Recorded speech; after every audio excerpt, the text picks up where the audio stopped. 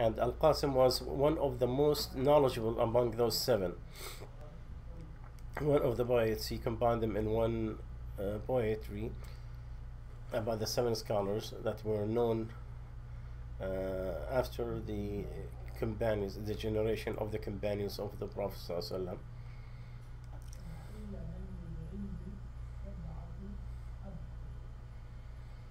And this poetry the Sheikh is reciting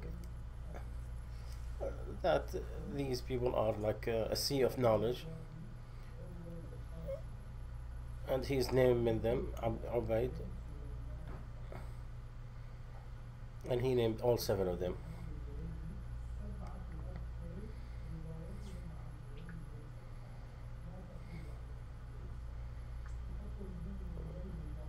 They are Ubaidullah, the son of Abdullah ibn Abd ibn Mas'ud, and Urwa ibn Zubayr, Al-Qasim ibn Muhammad ibn Abi Bakr al-Siddiq, Sa'id al-Musayyib, Abi Bakr ibn Abd al-Rahman, and Sulaiman and Kharijat ibn Zayd. And some of them, they added two more. They added Salim ibn Abdullah ibn Umar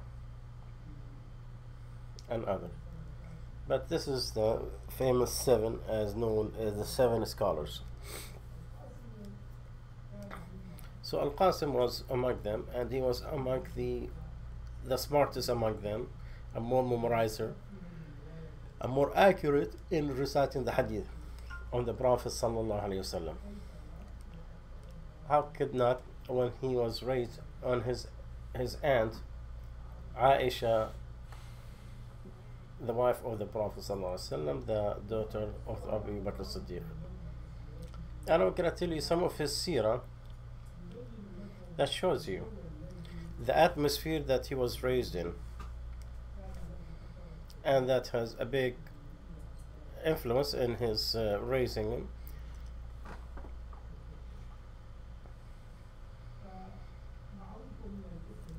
From the name, you know that he is the grandson of Abu Bakr as-Siddiq. And Muhammad, son of Abu Bakr,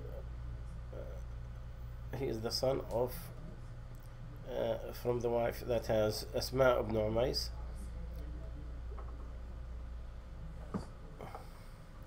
And Aisha was in a different mother, has a different mother.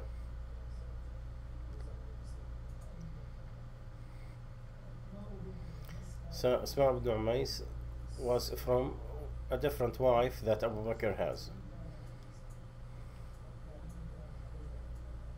And who she was wife? She was the wife of Ja'far ibn Abi Talib. May Allah be pleased with him. That's why she was called the one with the two hijras, because she migrated with Ja'far to Al-Habasha and came back when Ja'far died and murdered. He died in the battle. She married Abu Bakr as-Siddiq, and then Abu Bakr went to, after he died, she married Ali ibn Abi Talib. So she had the honor. She was married to the household of the Prophet ﷺ, then from the Siddiq, and one, so she married half of the Khulafa, the Abu Bakr and Ali. And her sister was to her father is Maymuna, the wife of the Prophet sallallahu alaihi wasallam, and her mother, her sister from her mother, the Zainab.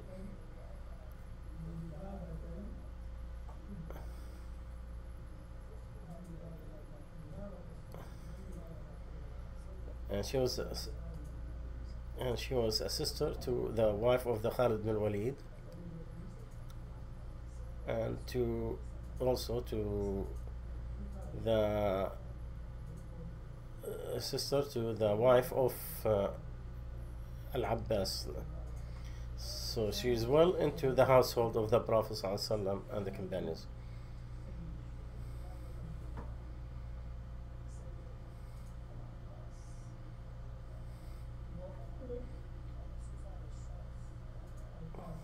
And the mother of Al-Qasim, so his grandmother was Asma ibn Ubays, the wife of Abu Bakr Siddiq. And she had Muhammad.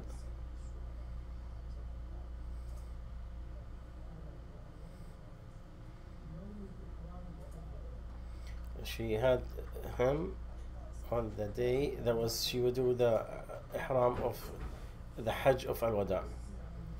She had him in the he was in during the life of the Prophet, but he did not had companionship with him. And Al-Qasim was born the last year of the era of Uthman, may Allah be pleased with, and his mother Bint is the daughter of a king.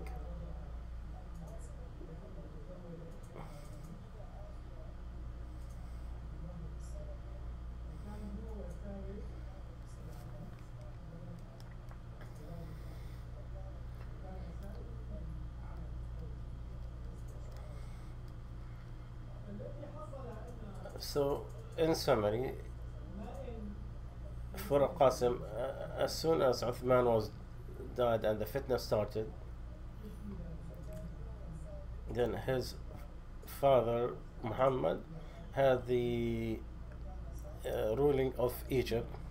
So he moved to Egypt and he stayed in it for 5 years or less, which was the era of Muhammad Ali ibn Abi Talib. Then the Khilafah went to Muawiyah ibn Abi Sufyan, and Allah willed that the fitna started again. So Muhammad was killed in Egypt on the hands of Ashurat. I don't know who Ashurat. Anyway, he had 2 kids.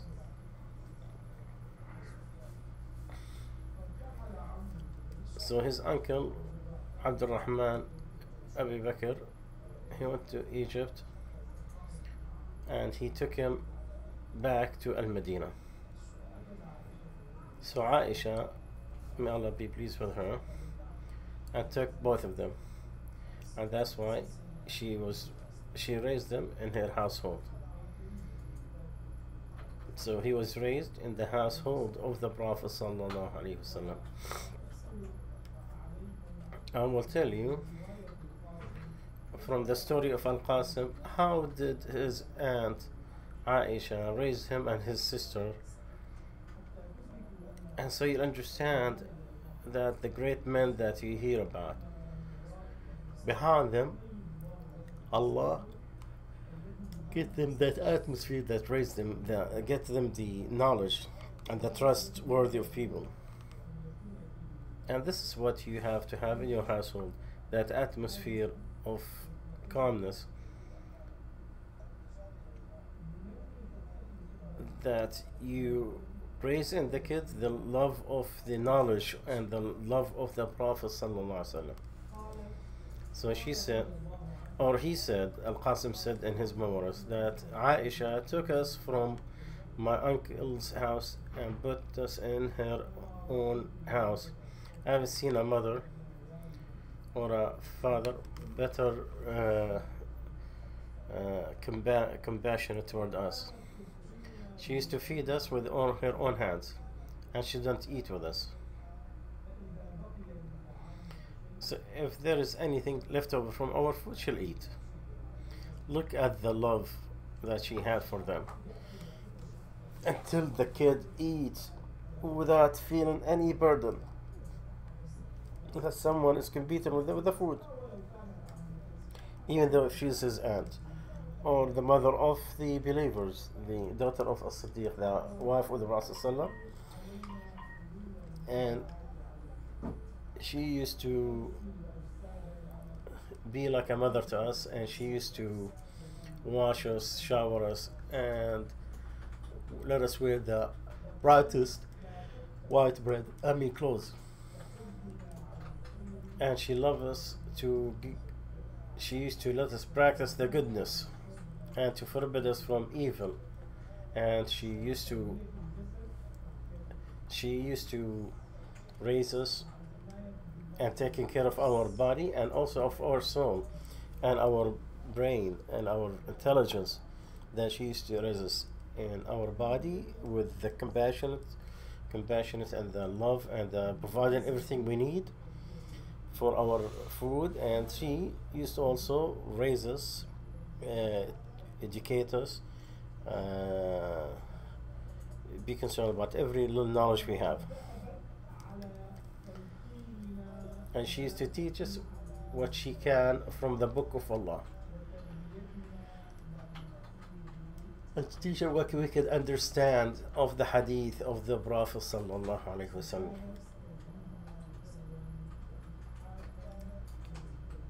And she used to really be more generous to us during the Eid.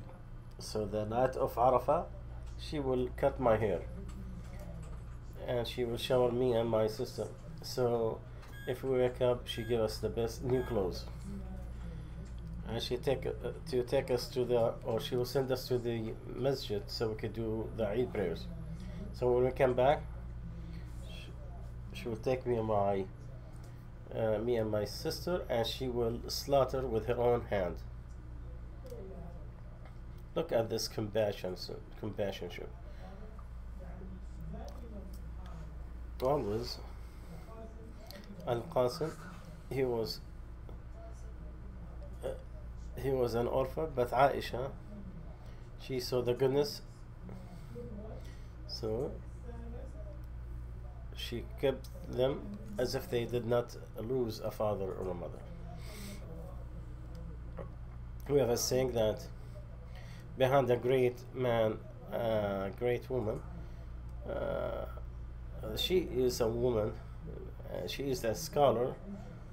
That's why she raised this great figure that we know, Al Qasim, without doubt, one of the most important scholars of this ummah.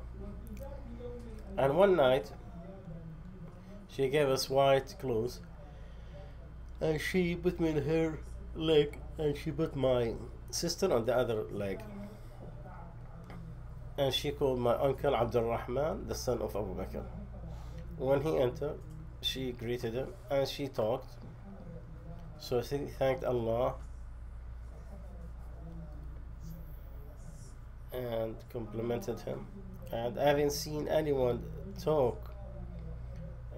can talk before her or after her, who is more clear or better in clearing his talk like she did. And she said, "Oh my brother," he said, "you been away from me since I took these two kids." Her brother Abdurrahman, he had something in his soul, though, because they both wanted to take care of the orphan, because they both knew the hadith of the Prophet ﷺ, that me and the one who take care of the orphans like this in Jannah. And he could not, say to her, because she is the mother of the believers. So he don't want to take, and he thought he is more, he is the male, and he is more, he have more right to raise the kids than she did.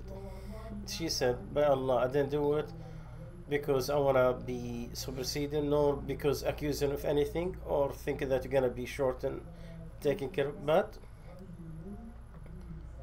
but you are a man. You have too many wives." So she don't want to burden them with the two kids. But these who can't take care of themselves. So I was afraid that your wives, what they will not like you, and they will not like it. So I thought I have more right than them in taking care of my nephews.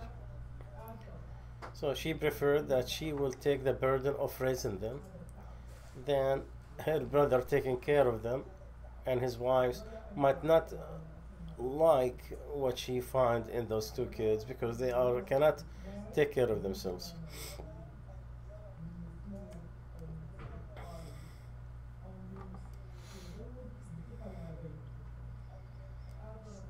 So she preferred to take care of that job, that hardship, until they became teenagers and they can take care of themselves. After that, she told him, take care of them. No, you can take care of. There's not much burden. So my uncle Abdurrahman took us, and he took us in his household.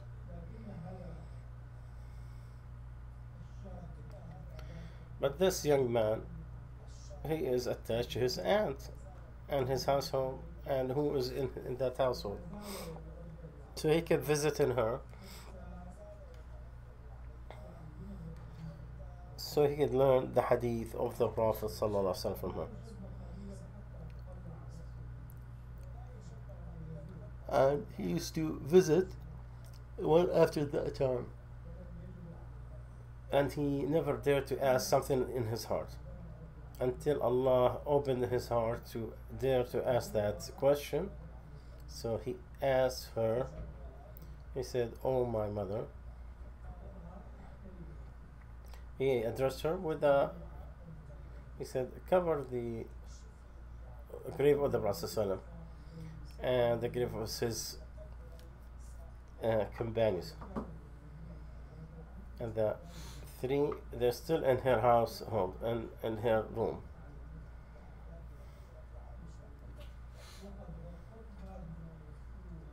And she covered it from things that were covered. So she covered the three graves. They were not high, they were not low. It's not on the same level, but it was a little bit high. It has red stones from the in the masjid, and he asked her which one is the grave of the Prophet ﷺ. So she pointed to it. She said this one, and then she cried, or and then she wiped. She immediately wiped it before I saw him, because she was anxious of the Prophet ﷺ. And the grave of the Prophet ﷺ, ahead of the other two. And he said, "Where is my grandfather?" She said, "This one." And he was buried by the head of the Prophet ﷺ, a little bit backward, to the back. And I said, this is the grave of Umar? She said, "Yes." And the head of Umar, and on the middle of my father, or my grandfather, and by the feet of the Prophet ﷺ.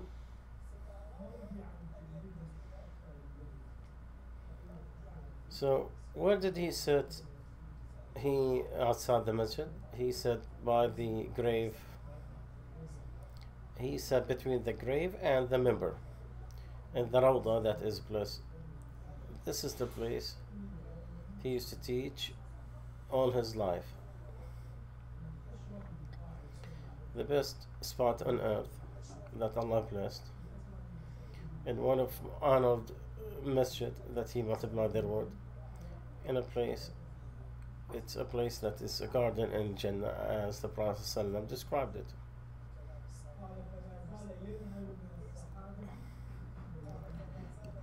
And he kept teaching people, and he was young, and he narrated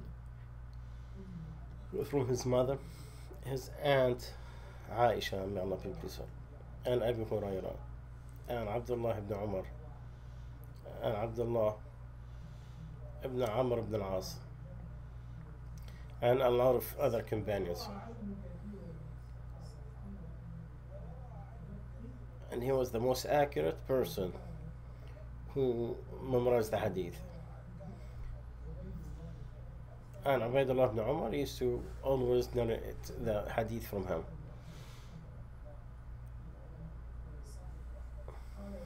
And one of the followers of Ahmad bin Hanbal, he said that his narrations are touched with gold because it is pure. And he used to write, he only narrated 100 hadith on the Prophet ﷺ.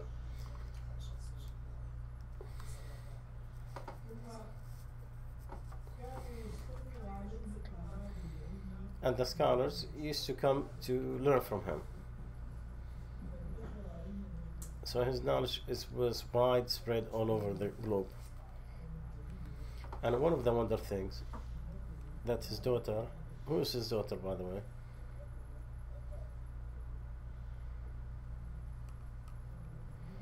It's very important historically, so you will understand how your history is gone from your brains, from your memories. His mother, Tharwa. Who is this lady, Tharwa?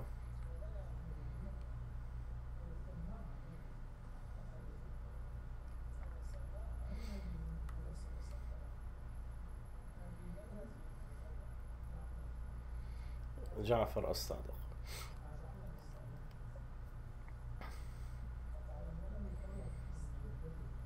This is our grandmother, not theirs. And Ja'far as-Sadiq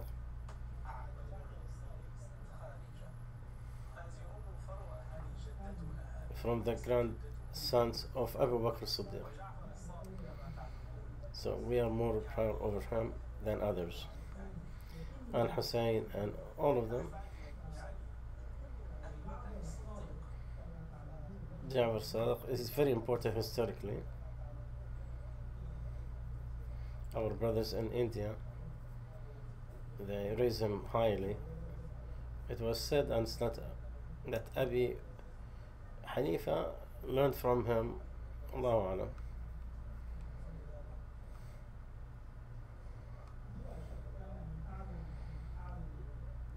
He was the most knowledgeable person at that time, and more compiling of the hadith of the Prophet ﷺ.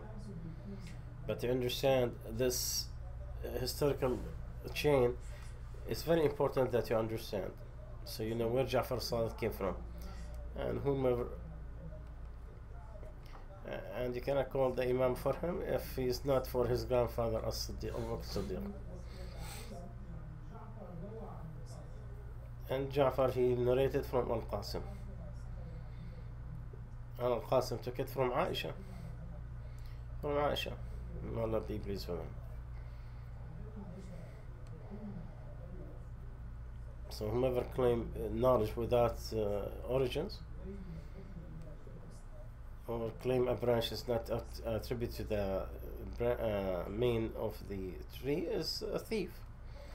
A thief is a criminal. You can, if you bring me a branch, I say from which tree, you say no, this not this has no tree.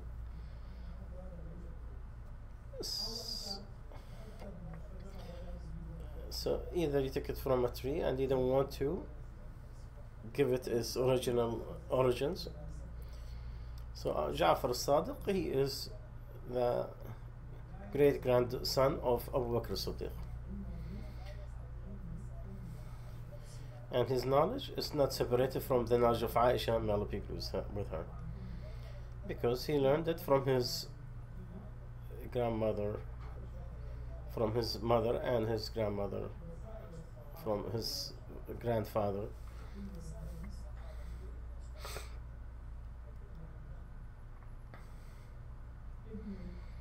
And the Sheikh is talking about the Shia, how they are claiming Ja'far as-Sadiq, one of their leaders, and at the same time they put down Abu Bakr as-Siddiq, who was the great grandfather of Ja'far as-Sadiq.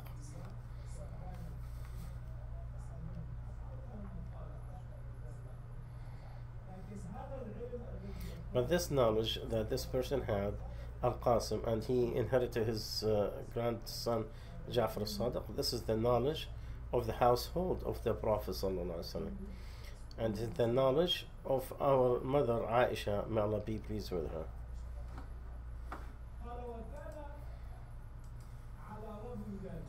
And even with that,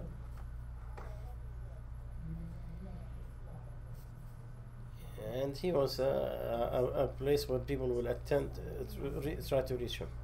And he was a very humble person.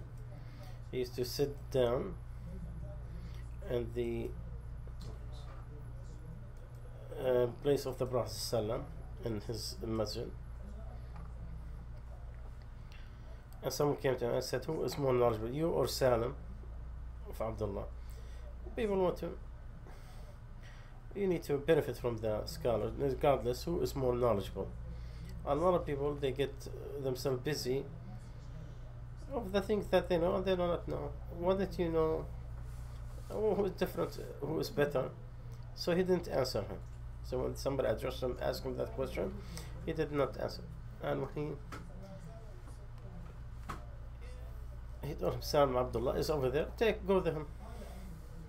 So people said,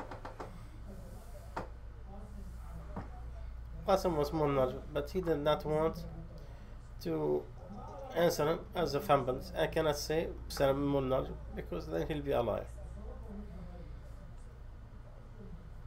Qasem sitting over there, go sit with him. Maybe the people who listen, they understand.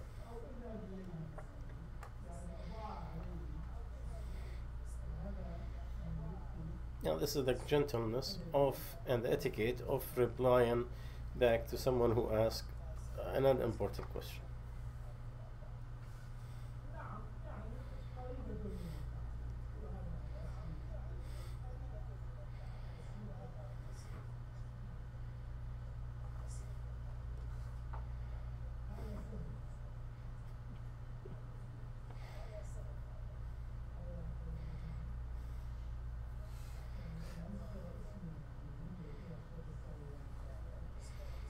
Someone asked the Sheikh, are you more knowledgeable than the Sheikh Salah?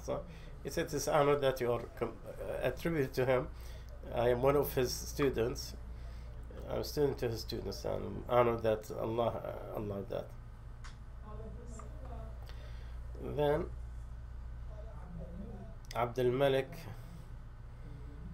Al-Walid, the son of Abdul Malik, he wanted to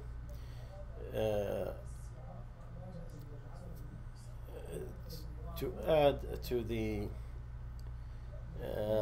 masjid of the Prophet ﷺ. What was the problem? The expansion. He wanted to remove the old walls, which will expand beyond the rooms of the Wasa. So he wrote to Umar ibn Aziz, do 1, 2, 3. But this is very tough.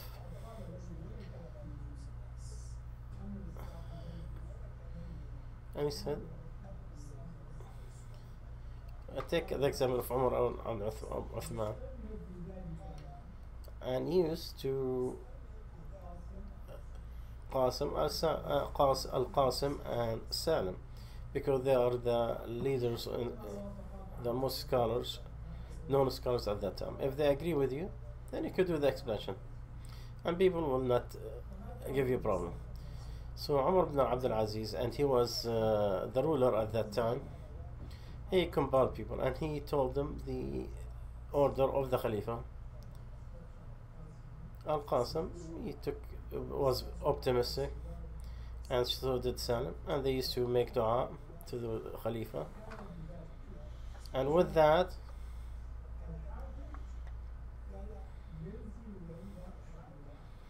the ruler used to take the advice and the consultation of the scholars. When the scholars fear Allah Azza wa Jal, their status was very high in the hearts of the creations. When Allah gave them that honor, people loved them. They did not want what people had, so people loved them. And they were anxious for what Allah has, so Allah gave them the love of the people. So when was that, then the Khalifa knew there's no way to convince people except with the scholars. There's only two. The Khalifa, he could send an army. There is no, there is a curfew, and he could do whatever he wants, and no one can force him not to. And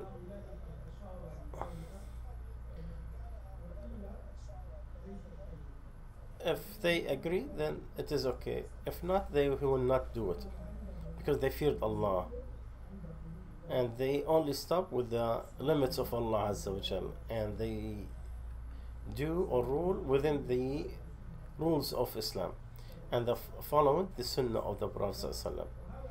And that's why they stop where the scholars tell them to stop, and that's why they consult with the scholars. And that's why the death of the scholar is death of the people.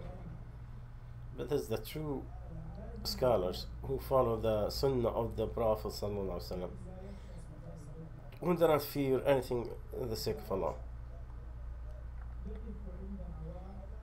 and don't stand after his desires, but he stand with the rule of Allah Azza wa Jal and the boundaries of Allah Azza wa Jal.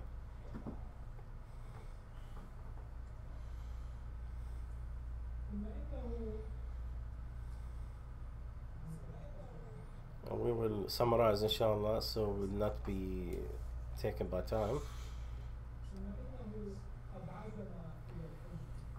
So when Al-Qasim wanted to make Hajj to the house of Allah, and he was 72 years old, he took his sons.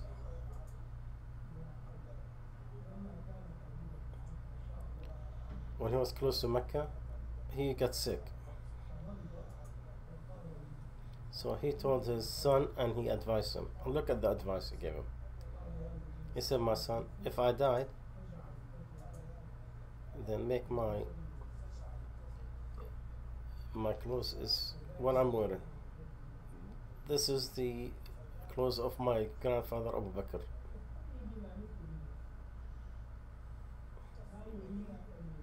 I don't want to add into it. And put me in my grave and cover me with sand." And look in here what he said. "And no one stand on my grave. And do not say, he used to be, I was nothing.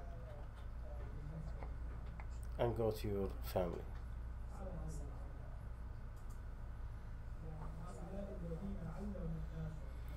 SubhanAllah, this is the person who taught people in his life and also with his death. He followed the ayah of Allah that my prayers, my worship, my life and my death is all to Allah. He humbled himself to in his life and in his death. And he told his family, his son, with that beautiful will. One of my teachers, he said the same thing in his will, that no one compliment me, no one make a khutbah, nothing. Just leave. When I heard this, I said he is following of what the previous scholars used to do.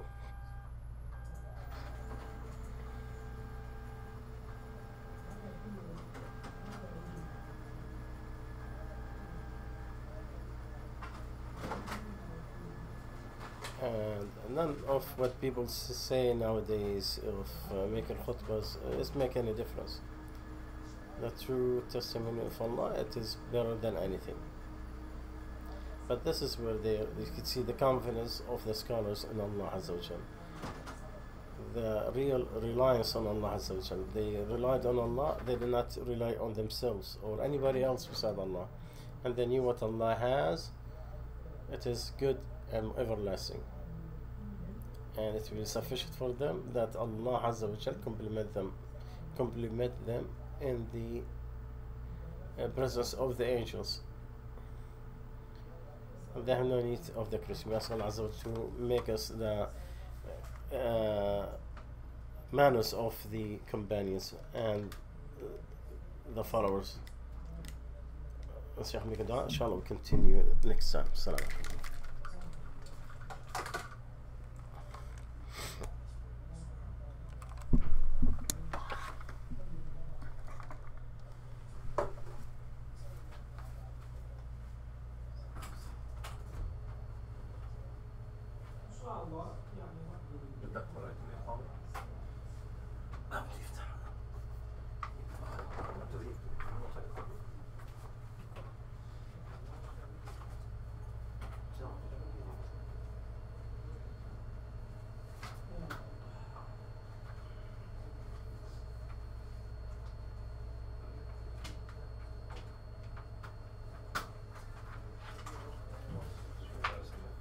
الله أكبر الله أكبر الله أكبر الله أكبر أشهد أن لا إله إلا الله أشهد أن لا إله إلا الله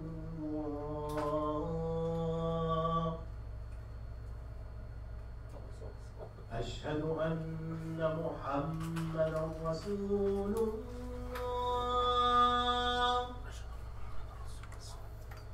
أشهد أن محمدا رسول الله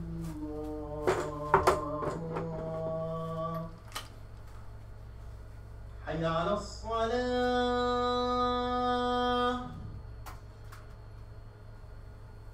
حي على